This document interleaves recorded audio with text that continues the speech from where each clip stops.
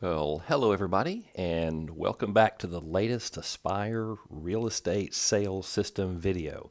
In today's class, we're going to be talking about seller conversion, a proven 10-point plan for getting the listing every time. Now, when I say every time, I admit that's a little oversell because we do not live in a world of perfection. However, when you use a proven system and you master it so that you can present it with ease and confidence, you will discover that you will win the listing the vast majority of times. I've been teaching this class live for the last 2 days. Yesterday, when I asked the agents in class what would be a good conversion percentage, if you go in to speak with sellers about listing their home and you know you're in a competitive situation, they're interviewing other realtors, how often, if you win the listing, would you be doing a great job? And the answers range from 25 to 50%, no more than half of the time, and you're still doing great in a competitive situation. And that might be true if you're coaching a football team and you have a 500 winning percentage or just over 500. But I want to say in real estate sales, you can do much better than that. In fact, if you master this system, I'm confident that you can win the listing at least 95% of the time. It's going to be so rare that you don't get the listing that it will probably be further back than you can remember that you didn't get one. That's the case in my situation. And this is the system that I have been using for years. So let's raise our expectation levels, because we've all had the good fortune of choosing a career path, real estate sales, that can fund any life we can imagine. But it's dependent upon us using proven systems and committing to them until we achieve mastery, that we can deliver them with ease and confidence. So let's get into it. Here's the 10 steps that we're going to be looking at today. I'm just going to bullet point them very quickly, and then we'll go through them in much more depth. First of all, be the first and last agent that sellers meet with. 2, send or deliver the pre-listing package. 3, show up on time. 4, ask for a tour of the home. 5, ask to be seated at the kitchen table. 6, lead a question-based conversation that addresses seller needs, pricing, marketing, and next steps. 7, review and sign documents, including the seller safety plan, complete the disclosures, and collect the survey. Number 8, take room measurements. 9, install the sign and lock boxes. While you're doing that, explain why you use 2 lock boxes. And then 10, take photos of the family with the yard sign. And I'll say take one without riders, take one with a coming soon rider, and then another with a sold rider. I'll explain as we get into it. So, before we get into the nuts and bolts of the strategy, we always start with core beliefs, because one of our core beliefs is that behavior always follows beliefs. Behavior is always an afterthought. In other words, what we actually do is always the product of what we think. Top agents do things differently than mediocre agents. They say things differently, they carry themselves differently, and it's that difference in activity and attitude which results in the difference in results. And so many agents seeing that say, well, I need to do what they're doing, and I need to kind of carry myself like they carry themselves. And yet they find themselves unable to do that. Why is that the case? It's because the attitude and the actions of those top agents are driven by beliefs, by thoughts. And mediocre agents don't share those beliefs or thoughts, and so they cannot sustain highly productive activity over time. They're faking it, but they never make it. If you're going to make it, then you have to internalize certain beliefs that drive productive behavior. And when it comes to seller conversion, to getting the listing every time, there's 3 core beliefs that are critically important. Number 1, sellers want a conversation, not a presentation. 2, sellers want expertise, not experience. 3, sellers decide emotionally and justify their decisions logically. Let's get into each one of these in a bit more depth. First of all, conversation, not presentation. Sellers want someone who will listen to them and understand their concerns. And those concerns usually go far beyond money. Let that sink in. Because we typically think that we need to be able to go in and offer them the best price possible, particularly if we're in competition. That agent says they can get $260, I can get $270. We think it's all about the money. It's usually not. That's a key part, of course, but sometimes they have timing concerns. They want to move by a certain date, not too soon, not too late. And that timing concern is critically important. Sometimes it's a safety or security concern. They're very nervous about people coming into the privacy of their home or having photos of their home put out on the worldwide interweb. Sometimes it's a marketing concern. Perhaps they had a bad experience with an agent hosting open houses and they don't want any. Or perhaps they had a great experience with an open house. They sold their house for 10% more than they expected in California during an open house. And so they want you to hold an open house every weekend. You don't know any of these things unless you have a conversation. If you just go in to do a dog and pony show and you've got your slides and your binders and your marketing pieces and that's what you lead with, you're never going to understand these critical underlying concerns with marketing or safety. 2, they don't want to be sold. Nobody does. Why are people afraid to go onto used car lots? Because you know somebody's going to back you into a corner. They're going to say, well, you said you wanted an 88 Chevy Olds, and here it is. Why aren't you buying it? Were you lying to me? People don't want that. That's why they don't want to go on a used car lot. And frankly, it's why they're afraid of inviting agents to their kitchen table. They don't want to be sold, and they recognize that that's how most agents do business. The golden rule says, do unto others as you would have them do unto you. You don't want to be sold, so don't go out there with the intention of doing a presentation, which is pure sales. 3, it's important to have materials on hand or online which demonstrate your expertise, but they play a supporting role, not a lead role. People will believe and follow what we can logically and tangibly explain. That means that you want to be able to demonstrate your marketing materials. You may want to show them the websites that you create for your seller clients, but you don't lead with that. In the course of the conversation, when you need to demonstrate what you're talking about, you may briefly show them as a validation that your words are true. It's important to have, just said that, not everyone can pull off a great dog and pony show. Not every person is a great salesperson. Not everyone is slick. Not everyone is polished. Not everyone's Hollywood material. But everyone can learn to ask good questions and listen carefully to the answers. Everyone can learn to be a good conversationalist.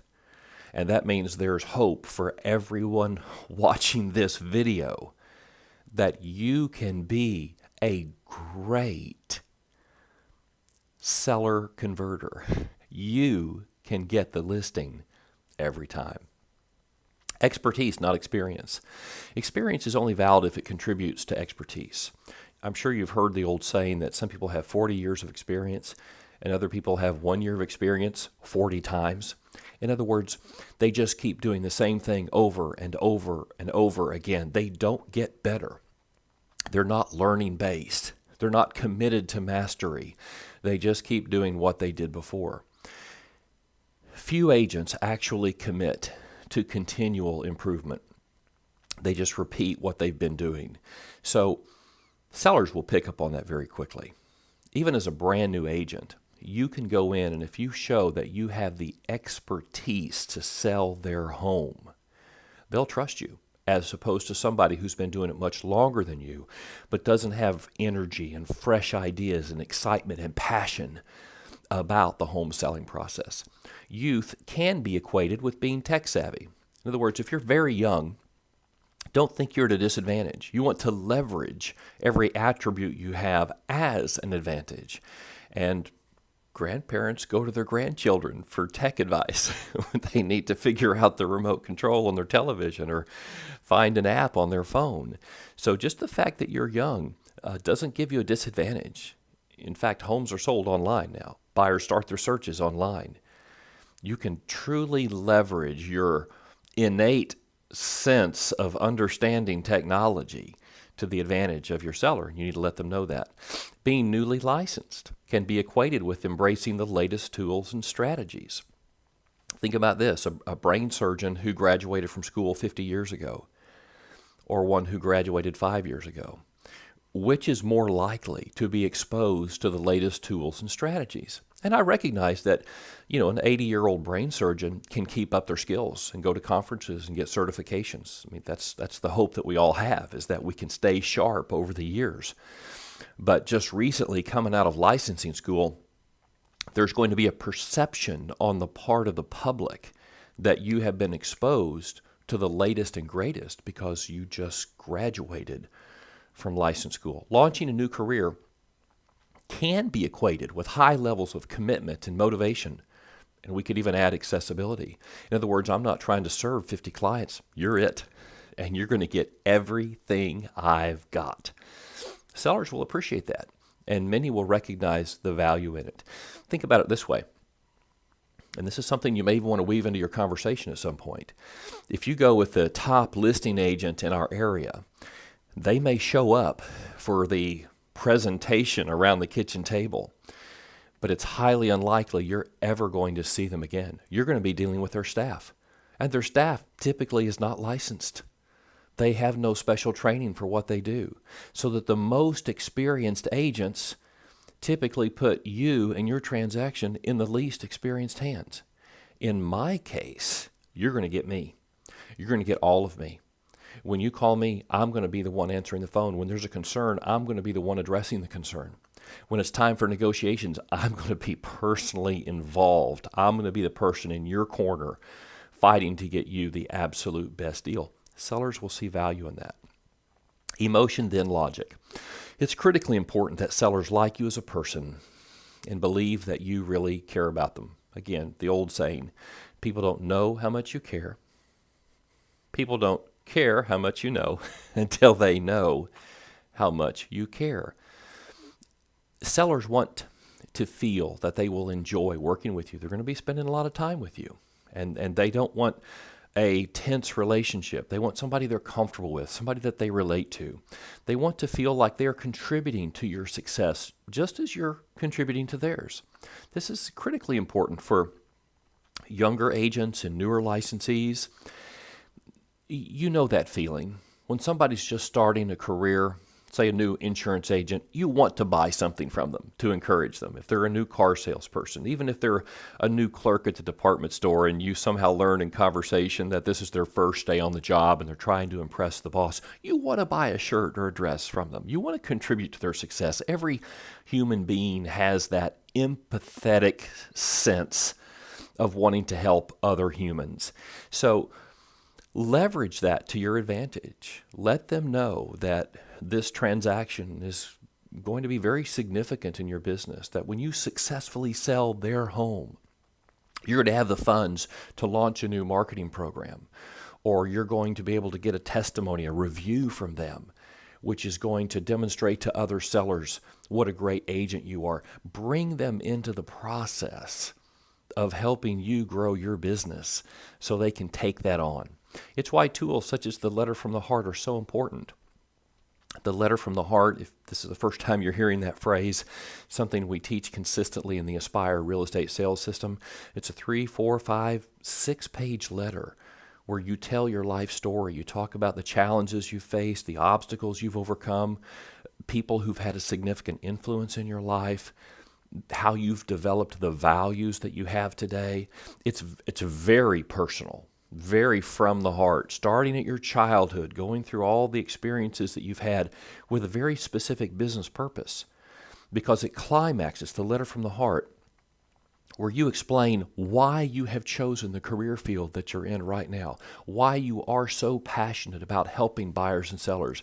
And it could be as simple as you tell the story of all those who've stepped in to help you when you were over your head throughout your life. You know, that soccer coach in fourth grade who gave you special attention after practice so that you could catch up with the other kids.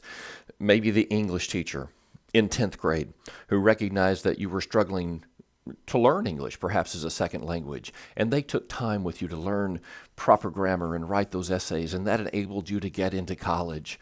And then after college, your first job in IT, how you had a mentor within the company who made sure that you got the plum assignments so that you could learn the latest technologies and position yourself for growth in the company.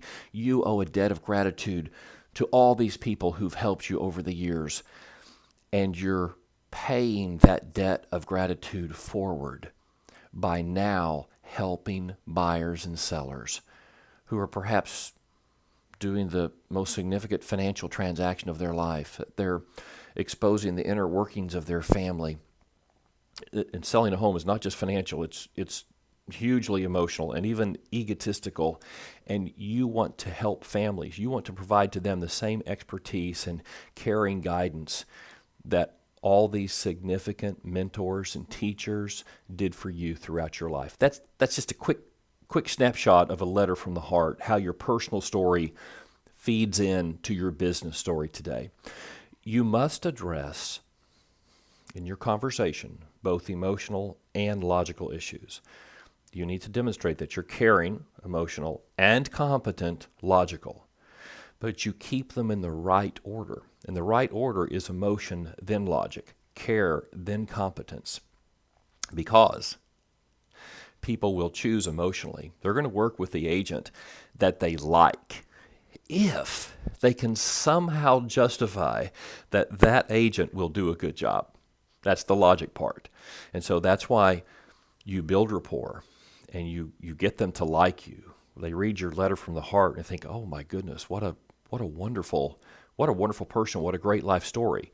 But then you show them through your marketing materials and your websites and your understanding of pricing that choosing the agent they like the best will be the best decision for them. Prepare your tools. These are just things that you need to have, just like a carpenter would not leave the house for a job without all the correct tools. These are the tools that you're going to need to have with you. Pre-listing package, yard sign, personal brochure, quick CMA, samples of marketing materials, tape measure, seller safety plan, documents, deadlines, and next steps. Those last two are actual documents, which we'll be sharing with you in the course of this presentation. And let me pause for a hydration break.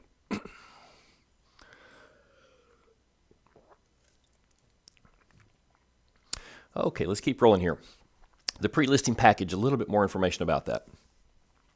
We covered this in depth in an entire class called Win the Listing with a Great Pre-Listing Package.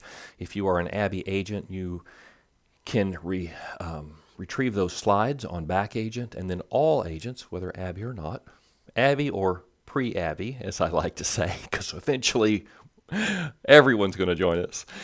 You'll find the video of that class on our YouTube channel, youtube.com/Abby Realty.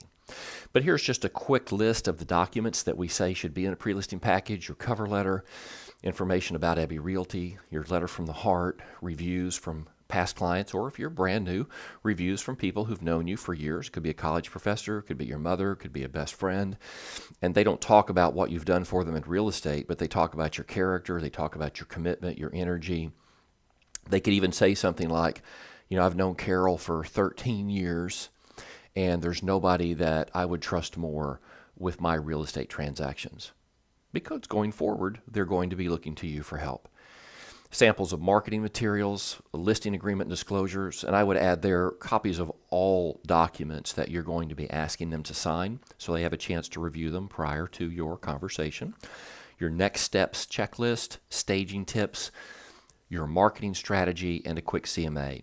And because at Abby Realty, we have adopted our first charity, Bridgewood Farms, which provides day support and even on-site housing for adults with special needs, I would say include a one-page flyer explaining what that charity is all about, and include in your cover letter a note that you give back to the community by making a contribution from every closing to Bridgewood Farms or to the charity of your choice.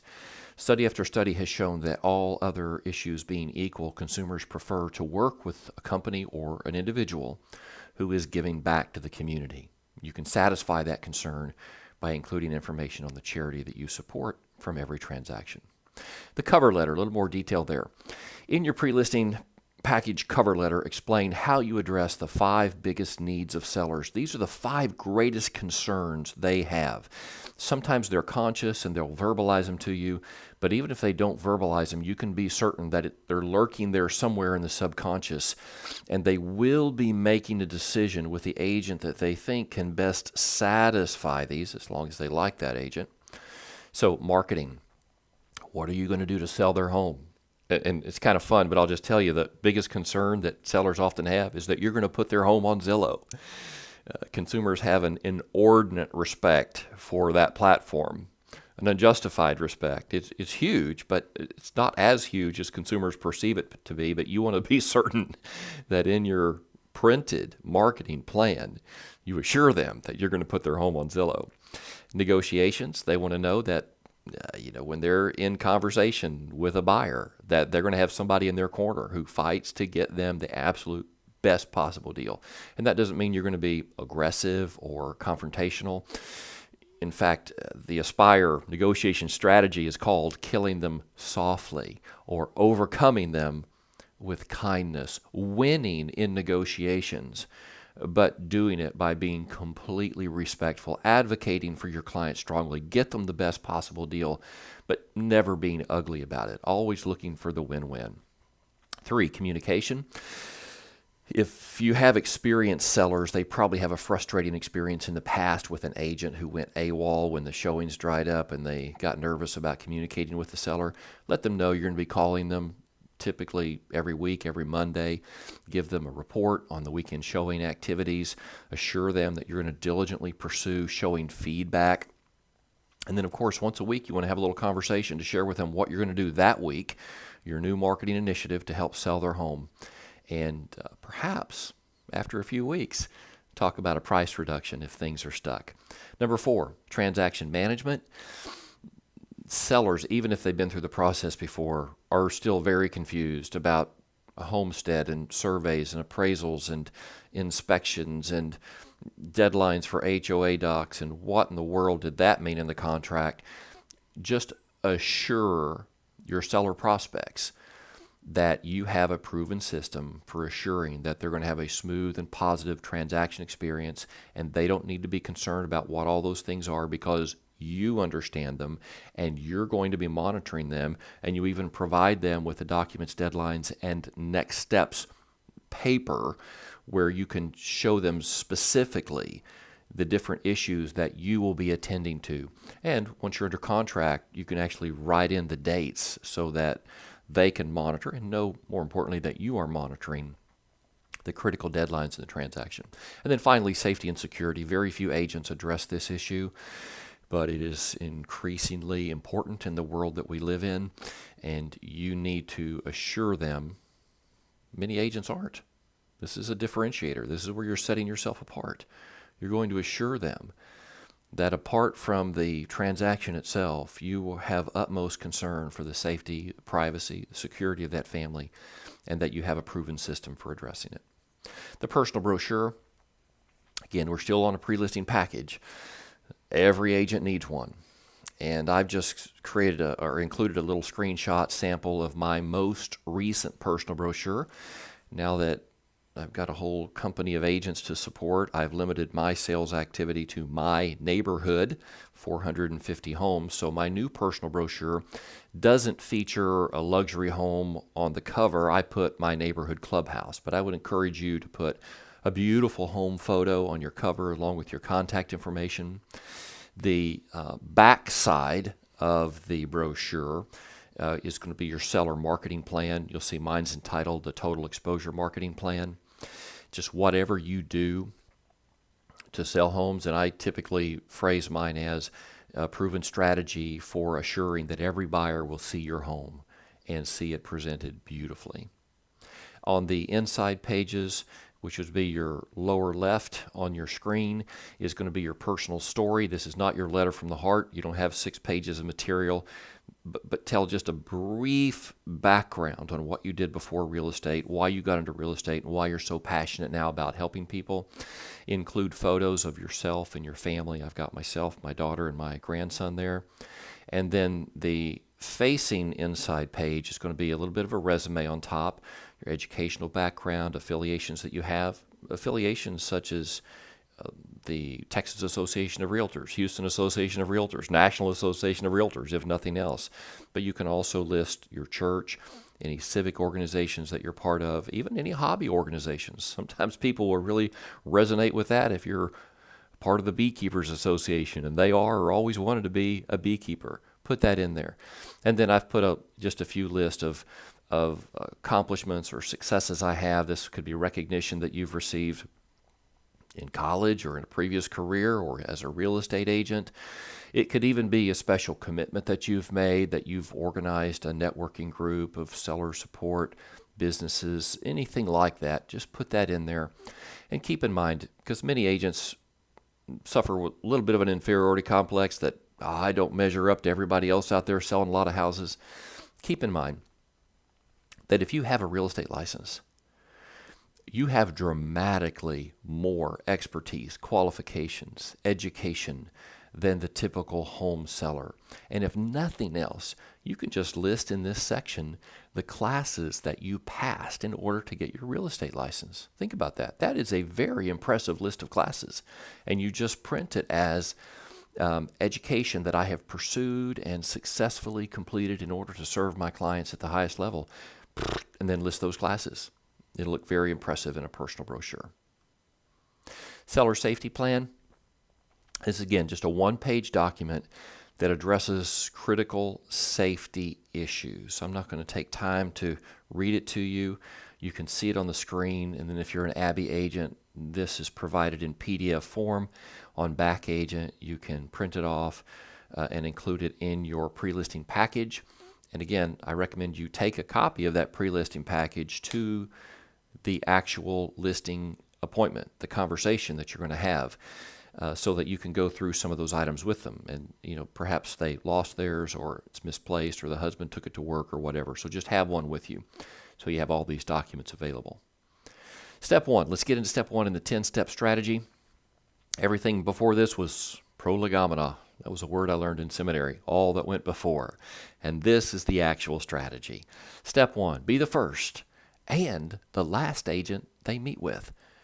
How in the world is that possible? Particularly if they're in a multiple agent interview situation. Let me show you the dialogue I use in my pre-listing conversation.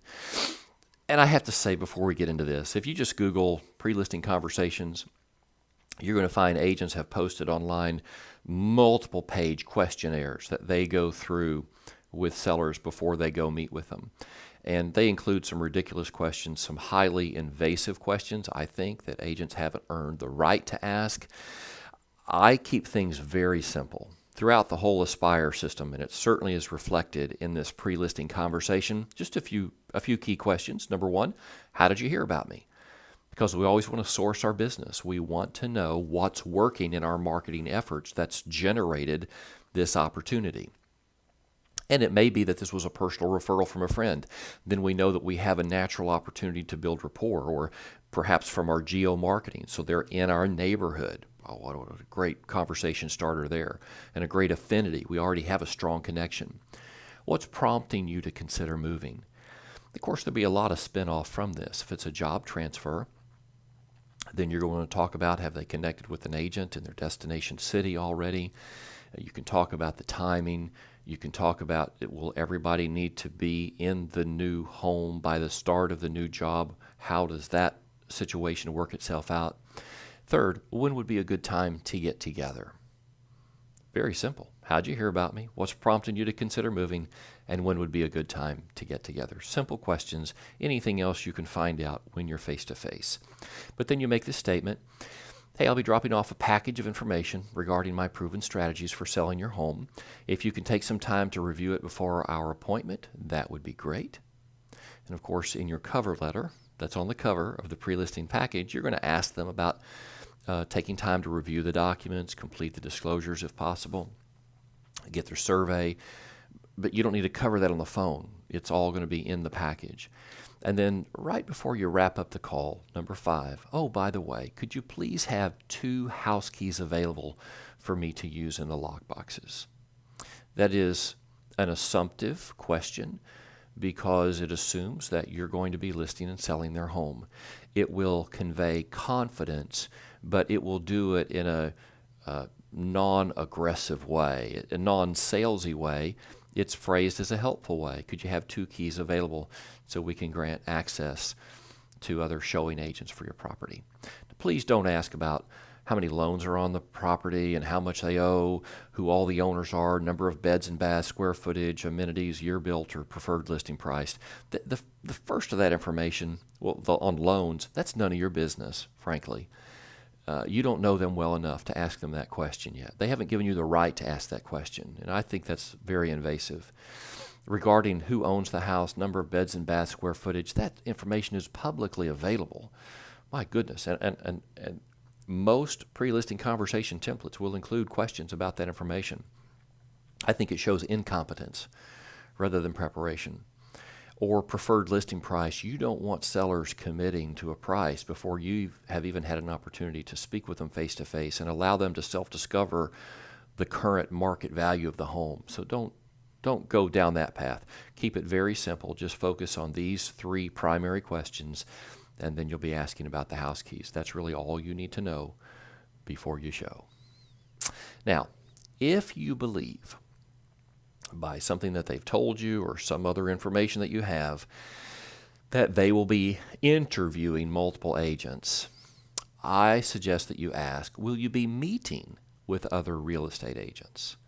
Now, you're not saying the word interview. They're probably thinking they're interviewing agents, but this is not a job interview. From your perspective, this is a conversation. You're there to ask questions, listen carefully to their answers, and understand their needs. This is not a job interview. So just ask very simply, will you be meeting with other real estate agents? If they say yes, ask if those appointments have been scheduled already. And if they have, ask if you can meet with them first. And I realize this is counterintuitive. It's counter to what most of the trainers and gurus in our industry say. I even read a document last week published on Realtor.com by the National Association of Realtors that gave advice in this situation and said you always want to be last, be the last agent, because then they've already met with everybody and you can just wrap it up. Well, I hope they disseminate that message across the land because Abbey agents and those who take Aspire training like you are now, you're going to have an unfair competitive advantage. We encourage you to be the first agent in and the last. The reason for that is if you are first, you have the opportunity to knock out all the other appointments, to cancel them. If you're last, you have the opportunity to be knocked out.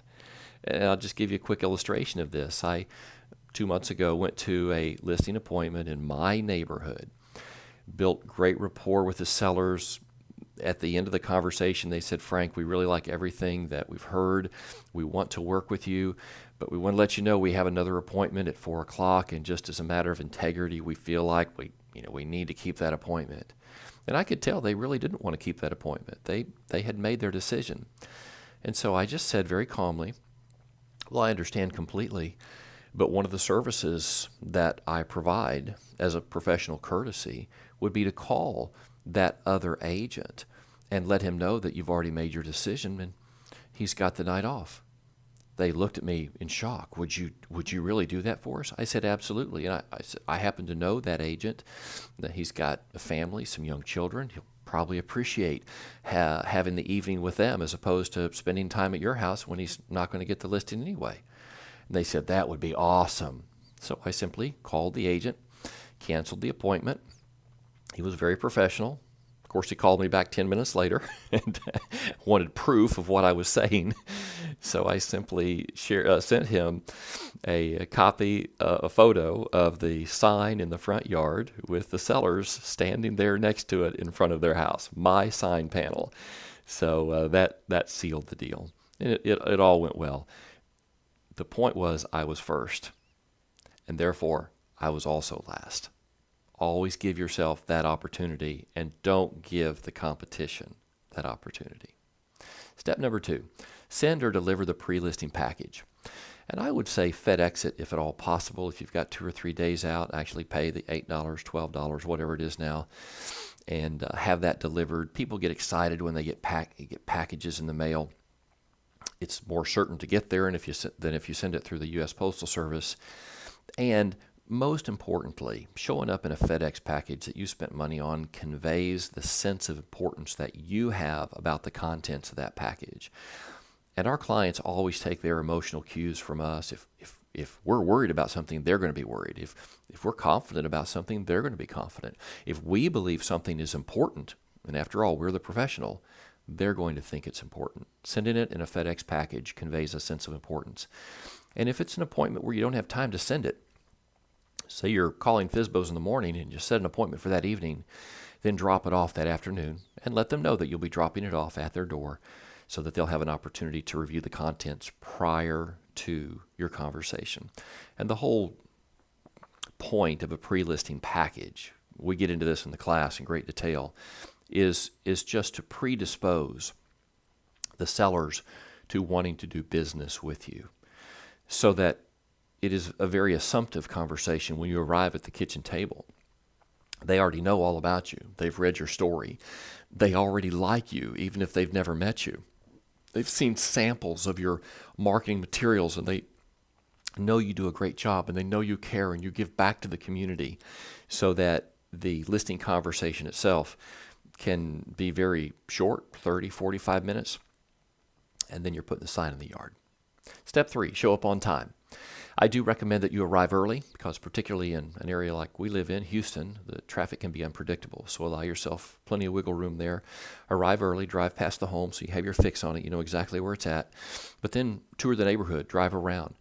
Get a sense of how this home compares with the others, what the curb appeal is, where the local schools are, where the local park is or the clubhouse. If there's commercial properties immediately adjacent to your subject property, you want to know that. Just get a feel for the neighborhood and where the home fits into the neighborhood. You may discover it's on a premium lot location, or perhaps there are challenges that weren't available just from what you could see online. It looked like a beautiful cul-de-sac location, but then you get there and there's a huge water tower looming behind. You need to know that. Then arrive at the home just a minute or two before your appointment. Pull up at the curb, review your materials real quick, get your mind and your body in the same place. Get on the listing channel, we often say, so that you're totally focused on what's about to happen in the next few minutes. And then at the exact appointed time, ring the doorbell. If it's a 7 o'clock appointment, ring the doorbell at 7 o'clock. Any earlier than that, and they probably haven't put away the tuna fish or fluffed the couch pillows, and you're going to embarrass them. Any later than that, and they're going to think that you're not a person who can keep commitments. But you show up on the dot at the appointed time, and the subliminal message sent is that you are a professional. Step 4, ask for a tour of the home. Make your way over to the kitchen table if you can to, put your stuff down. But then before you sit down, ask if they would give you a tour of the home. Your primary purpose during this few minutes is to build rapport. You're looking at the pictures on the wall, Jimmy's Little League game and his little uniform and their vacation at the Grand Canyon. You're asking them questions about their family, building this rapport, commenting on their good taste. You're getting them to like you because remember, emotion, then logic. You must have them care about you and feel that you care about them. And when you're asking questions about them and their family and their hobbies and interests, they get that sense that you're truly a human being, not just a machine, somebody that they would enjoy working with. But you also have a second agenda, a second purpose that they're not aware of. And that is, while you're talking and building rapport, you're also assessing the condition and amenities in the home. Because you did your research, pricing research, before you came. You understand the highs, mids, and low range of homes like theirs in this neighborhood, but what you didn't know before you got inside is where their home falls within the range. Is this a benchmark priced home for the neighborhood? top of the line condition, amenities, lot location? Is it mid-range, or is it stinky carpet and 16 dogs in the house and nothing's ever been upgraded or even cleaned, and you know it's going to be the bottom of the range, or perhaps establish a new bottom for pricing in the neighborhood? It's also going to tell you what you need to do to get the home in show and sell condition. One of the things that I encourage agents to do is to make a financial commitment to your sellers up front. Tell them, I invest my money up front along with you to get your home in top showing and highest price selling condition. And so if the carpets need to be cleaned, have them cleaned at your expense. If it's the windows, if they need maid service, if they need a few hours of handyman service, if they need the front lawn landscaping refreshed, beds mulched, shrubs trimmed, do that at your expense. It will earn you such goodwill with the sellers. And many times, that alone, that commitment will get you the listing. And while you're touring, you're determining what the priority is to get the home in show and sell condition. Step 5, ask to be seated at the kitchen table, not the living room, even though those may be much more comfortable chairs. But the kitchen is a better setting for a business conversation, which this is. It will allow you to share materials and view your laptop together if you do indeed need to go online, and facilitates the signing of documents. So go to the kitchen table. Now there is a little landmine here you need to be aware of. I suspect in your home you have a favorite chair, an assigned seat at the table. Most family members do. We get into ruts just like at church. Same thing in our kitchen table. You don't want to sit in Papa Bear or Mama Bear's chair.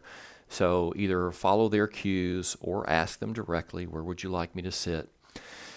If at all possible, you want a seating arrangement where you can make eye contact with the decision makers, typically husband and wife, simultaneously. What you don't want is for one to be over on your right and one over on your left. If you can avoid this little, ping pong situation. Because while you're talking to the wife, the husband's probably going to be signaling. While you're talking to the husband, the wife's going to be making motions, blinking her out, doing something to communicate with the husband. You don't want that. You want to build rapport, trust, a sense of empathy. You can only do that with eye contact, and you want to be doing that with both decision makers simultaneously, if at all possible. Step 6, you want to lead a question-based conversation that addresses seller needs, marketing, pricing, and next steps. Again, I'm not going to take time to go through the dialogue that you'll find on this document. It's on your screen. If you are an Abby agent, you can actually download this as a PDF in the Aspire Resources section on Back Agent, but it's phrased in the words of the agent. Thank you for inviting me into your home. Did you get a chance to review the information I sent you? Did you have any questions about any of it? Did it give you a better sense of who I am and my experience in helping people like you sell their home? And you just follow all the way down. Very simple again, very straightforward. And lest you think it's too simple, keep in mind that this is the strategy that I and others that I've trained have used to win the listing over 95% of the time. Simple, but highly, highly effective. Step 7, you want to review and sign the documents, including the seller safety plan. You're not signing the seller safety plan, but you're reviewing that piece. You're going to complete the disclosures and collect the survey if they have one. On those disclosures, you included them in the pre-listing package, and in your cover note, you asked them to take a few minutes and begin completing them. However, you can be certain that the vast majority of sellers are going to be stumped by some of the questions on the disclosure. They don't know what an evaporative cooler is. They don't know what a grinder pump is. They don't know what that long health code question means about the smoke detectors and whether they're compliant with this 1988 law. Just ridiculous stuff asked on the seller's disclosure.